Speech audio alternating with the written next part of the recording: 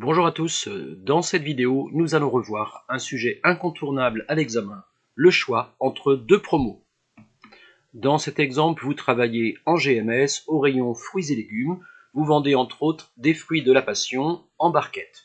On vous communique les ventes normales pour une semaine hors promotion, avec le prix public, le prix d'achat, le taux de TVA, et on hésite entre deux promotions avec des modalités différentes.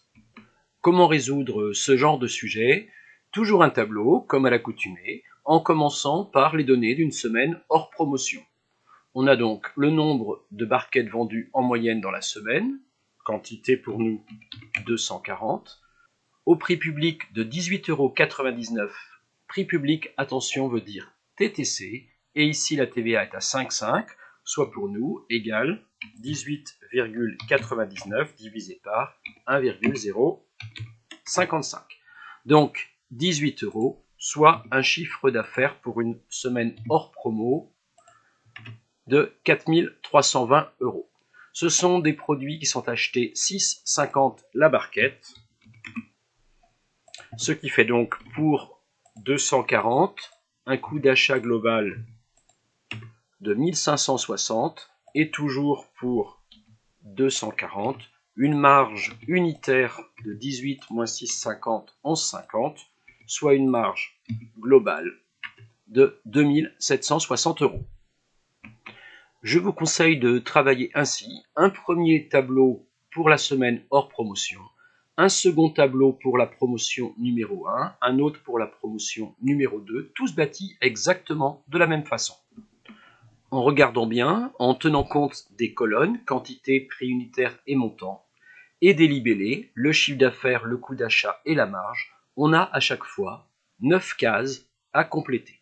Il faut juste y aller étape par étape, en complétant en fonction des données communiquées. On nous dit ici par exemple, la réduction du prix de vente sera de 15%, donc le prix unitaire sera égal à 18 €.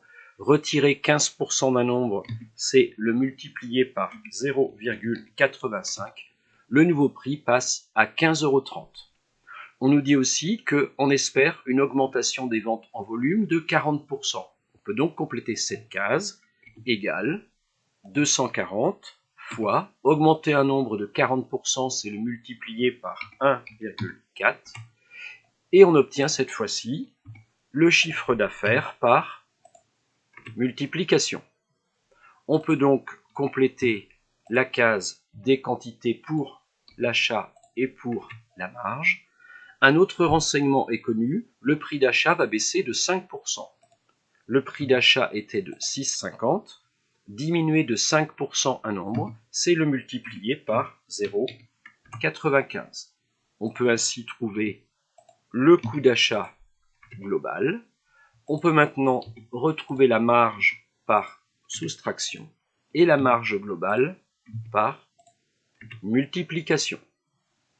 Ainsi, la promotion numéro 1 génère à la fois plus de chiffre d'affaires qu'une semaine hors promo, mais aussi plus de marge qu'une semaine hors promo. Regardons maintenant le cas de la promotion numéro 2. On nous propose des ventes par lot de 2 barquettes. Attention, lot de 2 barquettes. Prix du lot 31,49 TTC. On va donc pouvoir rechercher ici le prix hors taxe, soit pour nous égal 31,49 divisé par, on garde bien sûr le même taux de TVA, 1,055, soit 29,85 €. Prévision du nombre de lots qui seraient vendus dans la semaine, 170. On peut donc dégager le chiffre d'affaires prévisionnel. On nous précise que par rapport à la semaine de base, nous avons pu négocier avec les fournisseurs une réduction de 8% sur le prix d'achat, soit le prix d'achat de base 6,50, retirer 8%, c'est multiplier par 0,92 et j'obtiens donc 5,98. Attention, le 5,98 ne correspond pas à un lot, mais à une seule barquette, ce qui fait que pour nous, il y aura 170 multiplié par 2, 340 barquettes. On en déduit donc le coût d'achat global, et on peut retrouver quelle sera la marge globale dans la deuxième promotion. On ne va pas calculer la ligne de marge puisqu'ici il s'agit de lot de 2 et ici il s'agit de barquettes à l'unité.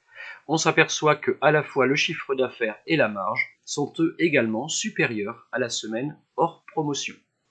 Calculons pour terminer l'impact de la promotion 1 à la fois sur le CA et puis sur la marge. On peut le faire de la façon suivante. Valeur d'arrivée, 5140 €, moins valeur de départ, 4320, divisé par valeur de départ, soit une progression de 19% du chiffre d'affaires. Même technique pour la marge, égale valeur d'arrivée 3066, moins celle de départ, divisé par celle de départ, 11%. De la même façon, il est possible de calculer la variation du CA pour la promo 2 et celle de la marge. Dans tous les cas, la promotion 1 est plus intéressante, que l'on se fixe un objectif sur le CA ou sur la marge.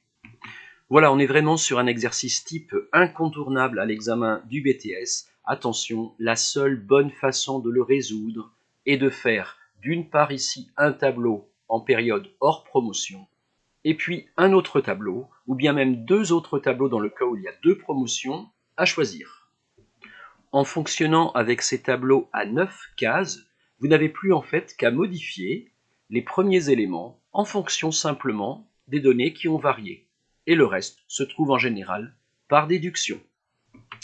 Voilà, ce petit exercice est terminé. Vous retrouvez ici les coordonnées sur l'Académie de Nantes, les chaînes YouTube à disposition et les ouvrages pour vous aider, l'option entrepreneuriat ou bien des exercices de gestion corrigée. Bon courage!